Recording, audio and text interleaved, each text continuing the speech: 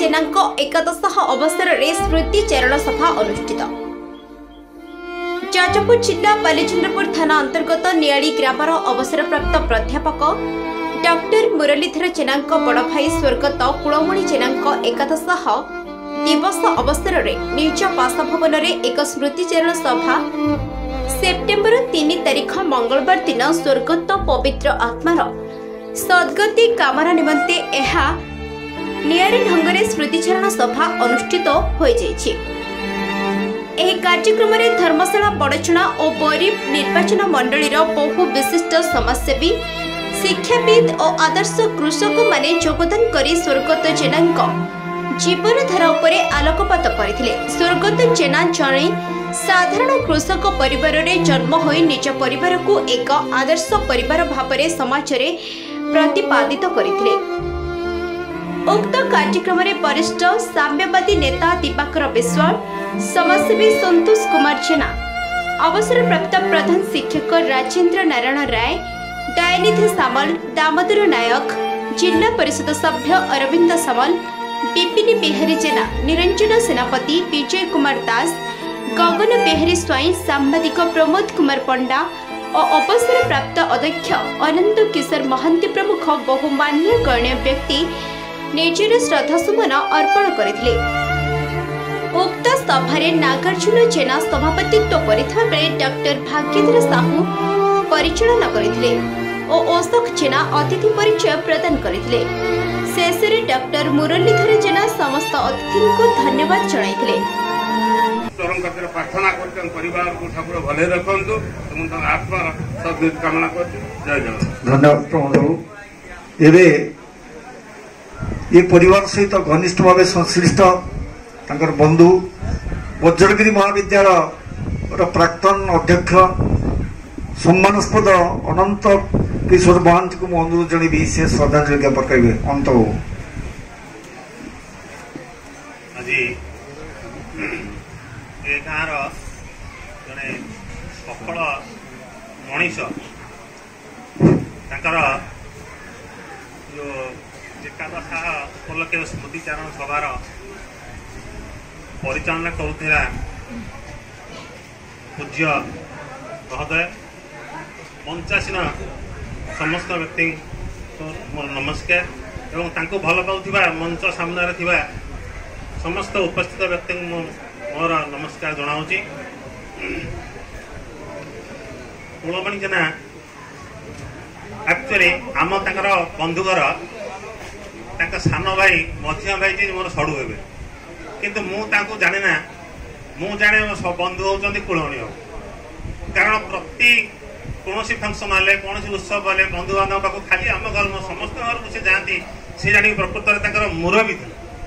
गोटे मन पड़े आम स्कूल रे पढ़ुले गोटे गप माटीर मनीषर जो भाई दी भाई छकड़ी और बरजूर जो बड़ भाई पणिया मुरबित्व ठीक सार प्रतिछवि मुझे देखे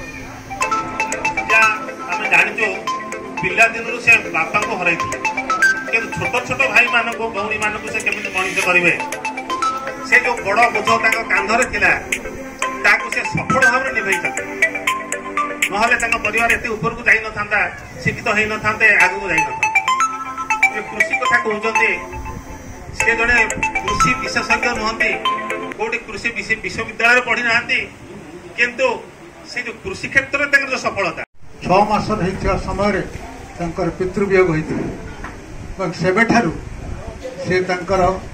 भाई नुहे पितृतुल्य समस्त को गढ़ी तोड़े प्रतिष्ठा उद्यम सदा सर्वदा लगी रही और चेष्टा उद्यम फल समस्त भाई एवं नाती नातुणी बहुत उच्च शिक्षित होती राज्य बाहर विभिन्न जगार से घर द्वार कर सब अच्छा किंतु दिने बयस तक अधिक होगला पुओ एकमात्र पुओ से कोरापुटर अंबादोला पाखे बिजनेस कर समस्त व्यवस्था अच्छी तेणु ये वयस्क भाई भाई देशर घर तो बहुत समय से निज कम क्या अपेक्षा निज हाथ में करती ये सब अवस्था मुझे रक्षा पाइबा भले रही से पुओ पाखक जावाई समस्ते कहते से क्या कथा शुणती मुझे कहली नना आप जाऊना तो भल व्यवस्था रे टे सुस्थ सबल हे ये कहीं चाषबास तो कले सब तो कले मनीष करदे आउ कौन एत अच्छे परिणत बयस टे जाओ तो तू एक कह जो घरटा को बापा मला मुझे निज हाथ में मुझे साढ़े जाए लोक ये कहे पुओ पाख पड़े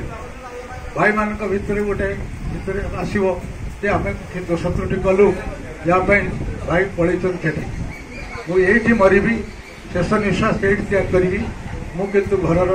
एकता को नष्ट करने को देवी आज समाज में देखिए